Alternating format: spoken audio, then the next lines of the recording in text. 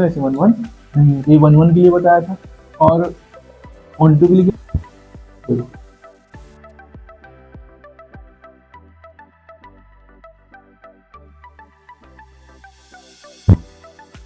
Question हो।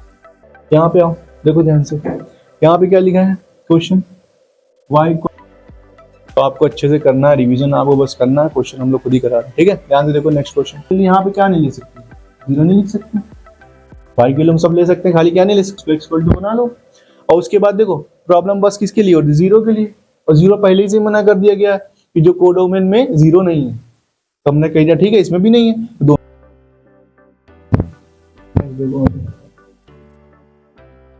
Cancel क्या हो, y की वैल्यू क्या होगी, y या कुछ भी रख दो, कोई problem, y equal to.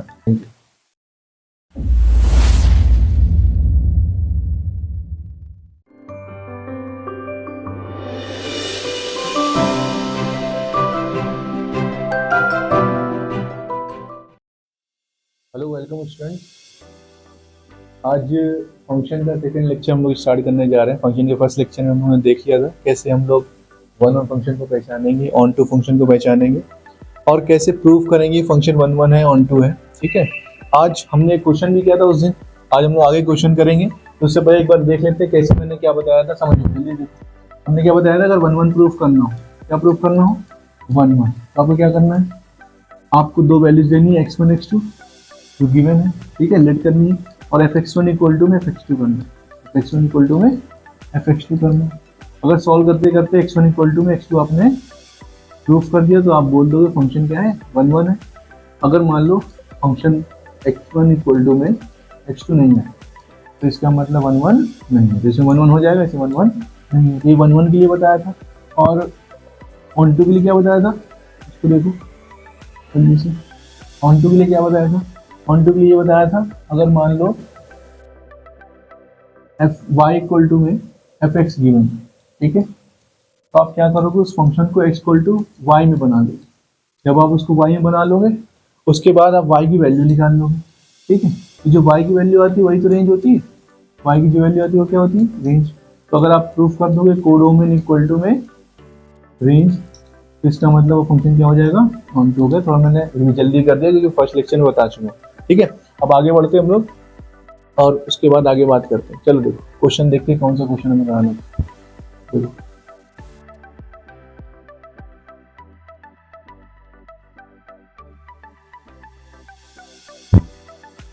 Question हो गया था, चलो देखो ये चीज बहुत इंपॉर्टेंट इस पर डिपेंड करती है कि अगर जो fx इक्वल टू में, यहाँ पे देखो, यहाँ पे वो जो फंक्शन डिफाइंड है वो कहाँ से कहाँ है, वो है n2, मतलब आपकी जो डोमेन है, ठीक है, वो भी नेचुरल नंबर है, और जो कोडोमेन है वो भी क्या है, नेचुरल नंबर।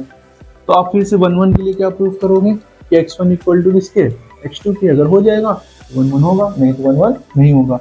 बेटा यहाँ पे आप कहोगे कि fx1 इक्वल टू fx2, ठीक है, दो वैल्यूज लेने के बाद, तो यहाँ पे हो जाएगा 2x1 और इक्वल टू में 2x2। हाँ, यहाँ पे x1 पुट करोगे तो 2x1 हो जाएगा, x2 पुट करोगे 2x2 हो जाएगा, तो 2 से 2 क्या हो गया, कैंसिल, मतलब x1 इक्वल टू क्या आ गया, x2। जब x1 इक्वल टू x2 आ गया इसका मतलब फंक्शन क्या हो गया, वन वन हो गया। तो it is one one function. अब बात करते हैं ऑन टू की। ऑन टू के लिए मैंने आपको बताया कि जब ऑन टू प्रूफ करना हो, ठीक है, तो आप क्या करोगे, जो y इक्वल टू फंक्शन लिखा है उसको x इक्वल टू बना लो, तो x की वैल्यू निकालो, कितनी आ जाएगी, y अपॉन। अब ये बताओ y की वैल्यू क्या क्या हो सकती है, ठीक है, y की वैल्यू होगी 2 का मल्टीपल, y की वैल्यू क्या होगी, 2 का मल्टीपल, क्योंकि अगर 2 का मल्टीपल नहीं होगा तो ये कैंसिल नहीं होगा, और कैंसिल नहीं होगा नेचुरल नंबर नहीं है। तो आप यहाँ पे चेक करो, अगर आप y की वैल्यू 1 लेते हैं, ठीक है, तो x की वैल्यू क्या आ जाएगी, 1/2, जो कि है ही नहीं डोमेन, है क्या, डोमेन में क्या है, नेचुरल नंबर है। तो फॉर लिख दोगे, for all values of y x is not available. तो आप y की जब जितनी वैल्यूज दोगे उसके लिए x अवेलेबल नहीं है। किसके लिए नहीं अवेलेबल है भाई, जहाँ पे ये 2 को डिवाइड ना कर पाए, तो यहाँ पे y जो होगा ना वो सिर्फ 2n होगा, मतलब अगर 2 का मल्टीपल होगा तो 2 से 2 कैंसिल होगा, तभी जाके नेचुरल नंबर आएगा। तो इसका मतलब जो कोडोमेन है वो रेंज के इक्वल नहीं। जब कोडोमेन रेंज के इक्वल नहीं है तो ये क्या हो जाएगा, नॉट। बात समझ में आई? ठीक है, अगर ये रियल नंबर होता तो कोई प्रॉब्लम नहीं होती कि y की जगह पे हम कोई वैल्यू रखते x मिल जाता, लेकिन नेचुरल नंबर है, आपको देखो 1 रखोगे तो 1/2 मिलेगा जो कि नेचुरल नंबर नहीं। 2 रखोगे 2/2 1 मिल जाएगा, ये नेचुरल नंबर है, लेकिन जैसे 3 रखोगे फिर से वही चीज। ये चीज ध्यान रखो, सभी वैल्यूज के लिए सेटिस्फाई करना चाहिए, ऐसा नहीं कुछ वैल्यूज के लिए कर रहा है। तो y की वैल्यू जो है वो नेचुरल नंबर है कि नहीं? तो नेचुरल नंबर रखने पे x भी कैसा है, नेचुरल नंबर, लेकिन x में वो वैल्यूज है ही नहीं। अब 1/2 होता नहीं तो इसका मतलब 1/2 नहीं, तो for all values of y x is not available, है ना, सभी वैल्यू के लिए अवेलेबल नहीं। तो ये सेकंड क्वेश्चन हो गया। आगे देखते हैं थर्ड क्वेश्चन। अब देखो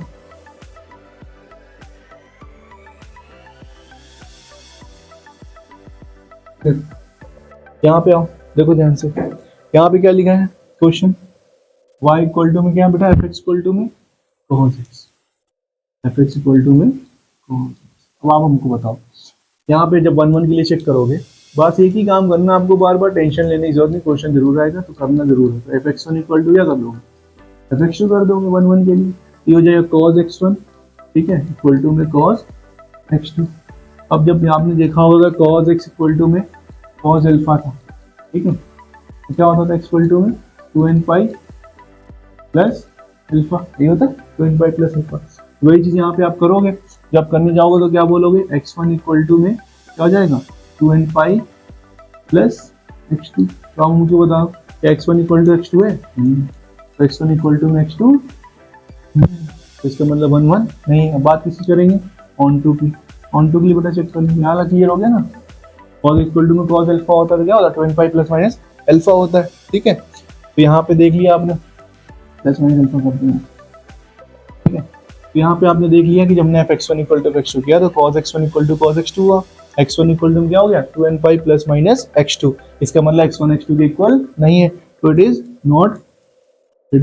नॉट अ 1 1 फंक्शन, ठीक है, 1 1 फंक्शन। ये चीज ध्यान रखो, 1 1 फंक्शन नहीं है, ठीक है। ये इंपॉर्टेंट क्वेश्चन है, कई बार पूछा गया, तो प्रैक्टिस कर लेना, कुछ है नहीं, सिंपल सा, x1 इक्वल टू में 2n pi plus minus alpha करना।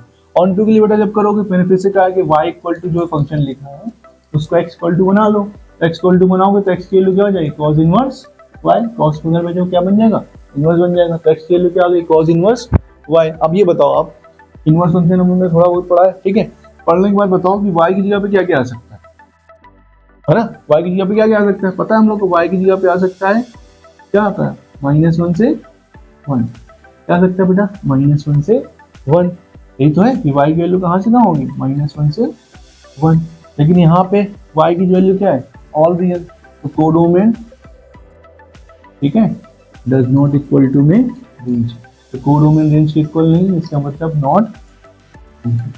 ये दोनों चीज ध्यान रखें, दोनों इंपॉर्टेंट। फर्स्ट वाले में क्या किया, x1 इक्वल टू x2 किया, ठीक है, तो x1 इक्वल टू क्या होगा 2n pi plus minus x2, इसका मतलब x1 x2 के इक्वल नहीं, तो पदमा नहीं हुआ। ऑन टू के लिए क्या करते हैं, जो y इक्वल टू गिवन होता है उसको x इक्वल टू बना ले, ठीक है। अब आप y की जो वैल्यू निकालोगे वही तो रेंज होगी, तो y की वैल्यू कहाँ से कहाँ रख सकते हो, -1 से 1, तो -1 से 1 रख सकते हो। लेकिन ये क्या बोल रहा है कि जो उसकी रेंज है वो जो कोडोमेन है वो क्या ऑल रियल, तो codomain does not equal to में रेंज, इसका मतलब ये ना तो ऑन टू है ना ही 1 1, ठीक है, क्लियर हो गया। आगे बढ़ते हैं नेक्स्ट क्वेश्चन पे।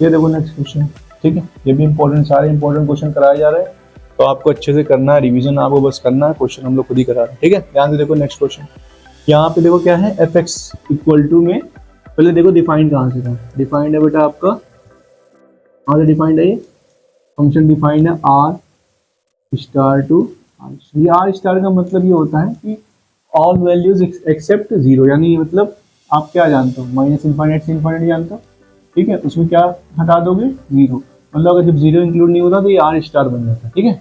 इसको ध्यान रखना, या तो स्टार कभी भी दिखे इसका मतलब जीरो इंक्लूड नहीं, ठीक है। इन दोनों में जीरो इंक्लूड नहीं, ना इसमें ना इसमें, ठीक। अब यहाँ पे देखो दिया क्या है, पहले 1 1 के लिए हम लोग लिखेंगे, 1 1 के लिए फंक्शन क्या दिया आपको, 1/x। क्या करते हैं, fx1 इक्वल टू में fx2, fx1 इक्वल टू में fx2, जैसे करोगे तो 1/x1 इक्वल टू में क्या हो जाएगा, 1/x2, क्रॉस मल्टीप्लाई करा दो, x2 इक्वल टू में क्या हो गया, x1। कोई प्रॉब्लम नहीं है, x0 है नहीं तो नॉट डिफाइन होगा नहीं, पहले मना कर दिया कि x0 नहीं, तो x1 इक्वल टू क्या आ गया, x2। जब x1 इक्वल टू x2 आ जाता तो क्या हो जाता है, फंक्शन इज 1। कोई प्रॉब्लम नहीं होती 1 1 प्रूफ करने, होता है तो सिंपली आ जाता, नहीं होता तो भी आ जाता। करना क्या है, fx1 इक्वल टू fx2 किया, 1/x1 1/x2 और क्रॉस मल्टीप्लाई करते हैं, x1 इक्वल टू क्या आ गया, x2 मतलब 1 1 तो हो गया, ठीक है। अब बात करते हैं किसकी, ऑन टू की, ऑन टू के लिए देखो, ठीक। ऑन टू के लिए मैंने फिर से बताया कि जो y इक्वल टू फंक्शन लिखा है उसको क्या बना लोगे, x इक्वल टू बना लोगे, ये बन गया x इक्वल टू में 1/y। अब एक बात बताओ, x भी जीरो नहीं है क्योंकि जो x लेता है वो कहाँ से आता है, वो डोमेन से आता है, y कहाँ से आता है, वो डोमेन से आता है, y कहाँ से आता है, वो डोमेन से आता है। तो हमको एक बात बताओ, ना x की वैल्यू जीरो है और ना x की वैल्यू जीरो है और ना ही y की वैल्यू जीरो, क्योंकि उसने मना कर दिया, बात समझे। तो हम y की वैल्यू यहाँ पे क्या नहीं ले सकते, जीरो नहीं लिख सकते, y की वैल्यू हम सब ले सकते हैं, खाली क्या नहीं ले सकते, जीरो नहीं ले सकते। इसका मतलब इसकी जो वैल्यू आ गई वो भी क्या आ गई, -इनफाइनाइट से इनफाइनाइट एक्सेप्ट जीरो, बोल सकते हैं कि नहीं बोल सकते। और यही तो इसकी कोडोमेन है, इसका मतलब कोडोमेन किसके इक्वल हो गई, रेंज की। जब कोडोमेन रेंज की इक्वल हो जाती है तो फंक्शन क्या हो जाता है, सिंपल से है क्वेश्चन, और ये आते जरूर है, तुमको प्रैक्टिस करना कर रहे हैं। यहाँ पे y equal to fx equal to 1/x given था, ठीक है, 1/x गिवन था, तो हमने क्या किया, fx1 इक्वल टू fx2 कर लिया, क्रॉस मल्टीप्लाई करा दिया, तो x1 इक्वल टू में क्या आ गया, x2 आ गया, फंक्शन 1 1 हो गया। ऑन टू के लिए क्या होता है, जो y इक्वल टू गिवन हो उसको x इक्वल टू बना लो, और उसके बाद देखो प्रॉब्लम बस किसके लिए होती है, जीरो के लिए, और जीरो पहले से मना कर दिया गया कि जो कोडोमेन में जीरो नहीं है, तो हमने कह दिया ठीक है इसमें भी नहीं है, तो दोनों क्या हो गए, इक्वल हो गए। जब दोनों इक्वल हो गए तो इसका मतलब ऑन टू हो गया। नेक्स्ट देखो,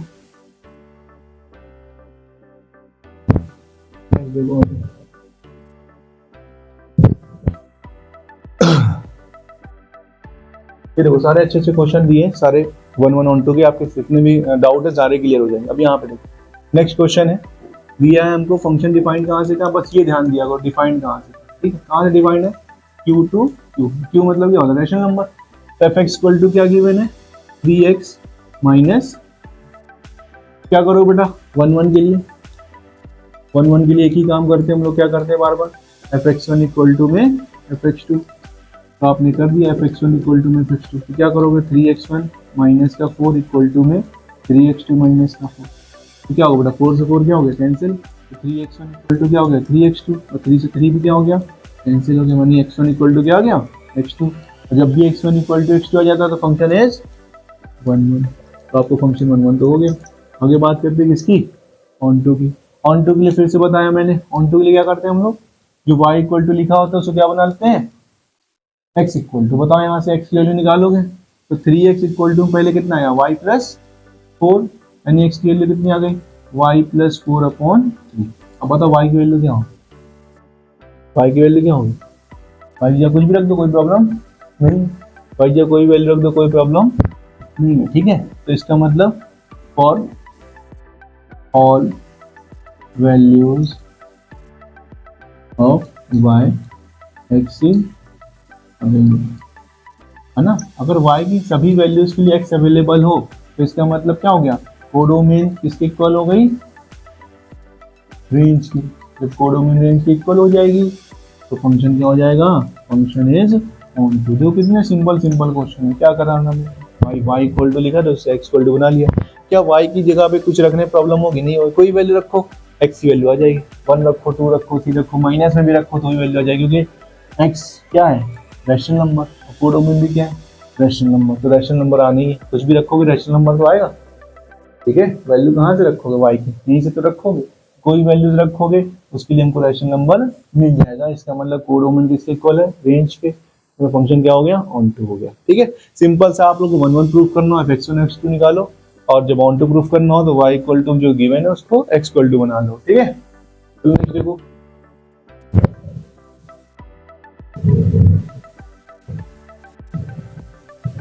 चलो ये लास्ट क्वेश्चन है, ठीक है, इंपॉर्टेंट क्वेश्चन है। इसमें यहाँ पे ध्यान से देखो, कई बार पूछा गया क्या दिया बेटा हम लोग को, ये देखो बताया क्या है यहाँ पे इंपॉर्टेंट चीज क्या है, कह रहा है डोमेन तो और रियल है लेकिन जो कोडोमेन है वो क्या है -1 से 1, ठीक है, जो कोडोमेन है वो क्या है -1 से 1। अब यहाँ देखो हमने फंक्शन क्या की मैंने एफ एक्स इक्वल टू में x upon 1 plus mod x. बेटा देखो ध्यान रखो, मॉड आ गया, मॉड को ब्रेक करोगे, दो केस बनेंगे, केस वन क्या बनेगा, केस फर्स्ट ये बनेगा कि जो x की वैल्यू है, ठीक है, वो क्या है ग्रेटर देन और इक्वल टू 0। तो अगर ऐसा होगा तो मॉड एक्स इसमें ओपन होगा प्लस एक्स में, ठीक है, जब प्लस एक्स में ओपन होगा तो एफ एक्स इक्वल टू में क्या हो जाएगा x अपॉन में 1 प्लस एक्स। अब क्या करोगे बेटा f x one equal to में एफ एक्स टू, जब f x one equal to में एफ एक्स टू करोगे एक्स वन अपॉन में 1 plus x one equal to में एक्स टू अपॉन में 1 प्लस एक्स टू हो जाएगा। भाई दो केस बनेंगे, या तो पॉजिटिव में मॉड ओपन होगा या नेगेटिव में होगा, तो पहले पॉजिटिव वाला केस लिया तो प्लस में ओपन हुआ। अब क्रॉस मल्टीप्लाई कराओ बेटा, यहाँ क्रॉस मल्टीप्लाई कराओ तो x1 का 1 में होगा तो x1 आ जाएगा, x2 में होगा तो क्या हो जाएगा x1 x2, क्रॉस मल्टीप्लाई होगा किसमें x2 और प्लस क्या हो जाएगा x2 x1। बताओ ये दोनों क्या हो गए कैंसिल हो गए, फिर से क्या आ गया x1 इक्वल टू में x2। इसका मतलब यहाँ पे तो चलो ठीक है, इस वाले केस के लिए 1 1 हो गया, इट इज 1 1। अभी मेरा एक केस और बचा, ठीक है, तो अभी यहाँ पे 1 1 लिखा है, यहीं पे हम लोग ऑन टू भी निकाल लें, तो ऑन टू निकालोगे तो y इक्वल टू कितना है x अपॉन में 1 प्लस x, क्रॉस मल्टीप्लाई करो तो y plus y x equal to में x, ठीक है, x की वैल्यू निकालनी है, x को उधर भेज दो तो y इक्वल टू में x माइनस वाई एक्स हो जाएगा।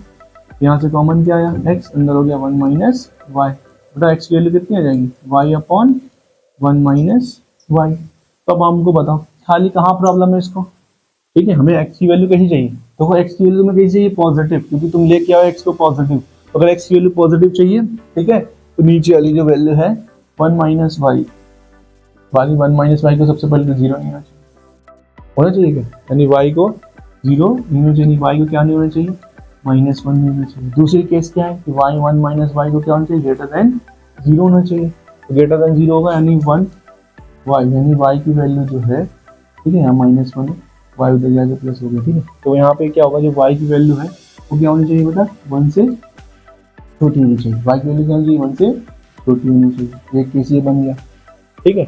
अब इसी के ऊपर हम लोग देखते हैं, इतना नोट कर लो, ऊपर दिखाते हैं ऊपर इसके आगे क्या करें, ठीक है, चलो देखो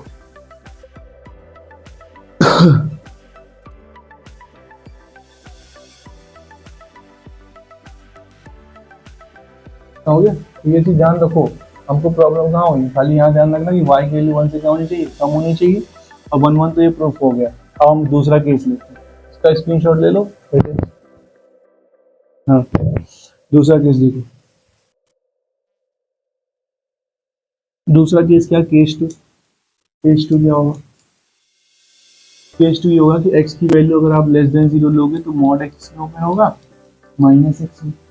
अब जो बेटा लिखा है एफ एक्स वो क्या बन जाएगा x अपॉन 1 माइनस एक्स, यहाँ पे क्रॉस मल्टीप्लाई कराओगे तो पहले f x one equal to में क्या लिख दो एफ एक्स टू, किसके लिए 1 1 के लिए, जब कराओगे तो हो जाएगा x1 upon 1 minus x1 equal to में x2 upon 1 minus x2, cross multiply कराओ x1 minus x1 x2 equal to में क्या हो जाएगा x2 माइनस x2 x1।